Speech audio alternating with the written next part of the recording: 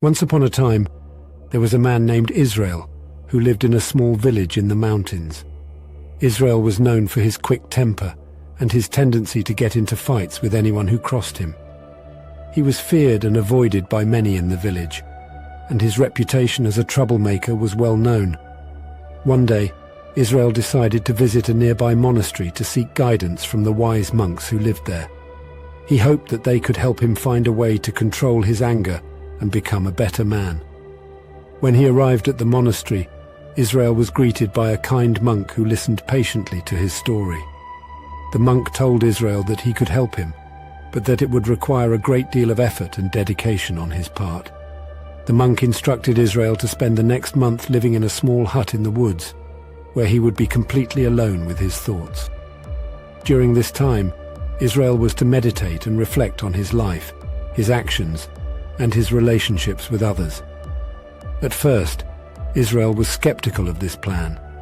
He had never been one for quiet contemplation, and the thought of spending a month alone in the woods seemed daunting. But he knew that he needed to make a change in his life, and so he agreed to the monk's request.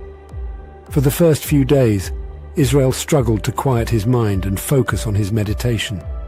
He found himself getting frustrated and angry, just as he always had. But gradually he began to feel a sense of peace and clarity that he had never experienced before. As the days turned into weeks, Israel began to see the world in a new light. He realized that his anger had been holding him back, and that he had been hurting himself and those around him with his actions. He saw that he had been living his life in a way that was selfish and destructive, and that he needed to make a change. Israel spent his days at the monastery in deep reflection and contemplation. He meditated for hours on end, and he found solace in the quiet and peaceful surroundings. He talked with the monks and listened to their wisdom, and he began to see the world in a new way. He realized that there was more to life than his own desires and needs, and that he had a responsibility to others. He felt a sense of purpose and clarity that he had never experienced before, and he knew that he was on the right path. When the month was over, Israel returned to the monastery a changed man. He was no longer quick to anger, and he had a newfound sense of compassion and understanding for others. He had become a better man, and he knew that he had the monks to thank for showing him the way.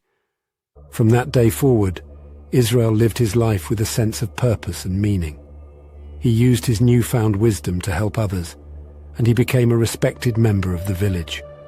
And though he never forgot the lessons he had learned in the woods, he knew that he had become a better man because of them.